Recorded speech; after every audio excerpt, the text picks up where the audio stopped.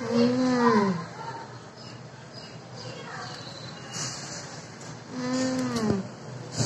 लो दादी जैम खाओ। मैं तो नहीं जैम। अरे खाओ ना, बहुत जो चॉकलेटी होते हैं, अच्छे होते हैं ये। बाबा असली स्वाद तो हमारे घर के काफल में हो। काफल ये क्या होता है? काफल की तो एक कहानी भी है। कौन सी, जरा सुना दो। चल रुको सुनाती हूँ। काफल। काफल हमारे उत्तराखंड का एक मौसमी फल है जो चैत का महीना लगते ही सारे काफल के फल पेड़ों को भर देता है। और ये लाल चटकदार रंग के रसीले फल मुझे तो बहुत स्वादिष्ट लगते हैं। कई गांव के लोगों के लिए तो ये एक रोजगार का साधन भी है।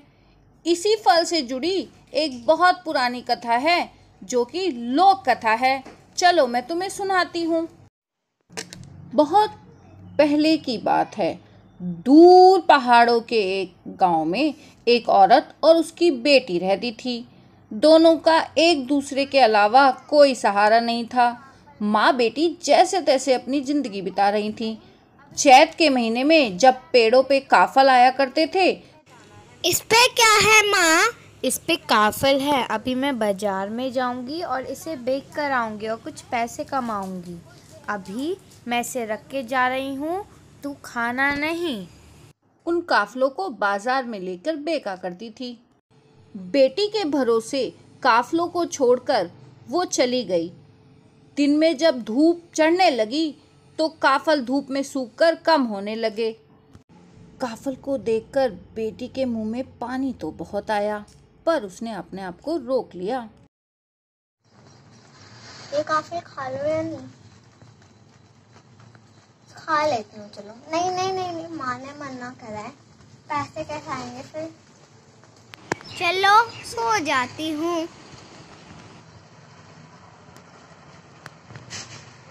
बेटी को सोया हुआ देखकर उसको अपने काफलों की याद आई और उसने काफलों की छपरी देखी तो काफल उसको कम लगे। गर्मी और भूख के कारण वो तो पहले से ही चिड़ी हुई थी। उसको इतना गुस्सा आया कि उसने अपनी बेटी को उठाया और पूछा,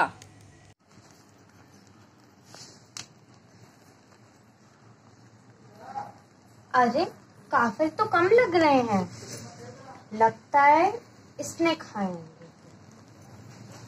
उठ, मैं तेरे को मना करके गई थी, तूने काफल क्यों खाए? काफल पाखो मैंने चाखो। क्यों खाए? काफल पाखो मैंने चाखो। और उसने जोर से अपनी बेटी को धक्का दिया। उससे बेटी मर गई। और जब उसका गुस्सा शांत हुआ तो उसे अपनी गलती का एहसास हुआ। उसने अपनी गलती की माफी मांगी, पर तब तक बहुत देर हो चुकी थी। अरे ये तो पूरे हैं, मैंने तो ऐसे ही अपनी बेटी को मार दिया। ये मैंने क्या कर दिया? उसके पश्चात उसने भी अपनी जान दे दी। कहा जाता है कि वो दोनों माँ बेटियां पक्षी बन गईं। अब भी कहा जाता है कि जब भी काफल पकते हैं वो दोनों माँ बेटियां पेड़ पर बैठकर बड़े करुण भाव से गाती हैं। बेटी कहती है, काफल पाक्यो मिलनी चाख्यो। इसका मतलब काफल पके हैं पर मैंने नहीं चखे हैं। और दूसरा पक्षी जो माँ होती है चित्कार कर बोलती है, पुर पुतुई पुर पुर, यानी पूरे हैं बेटी, पूरे हैं।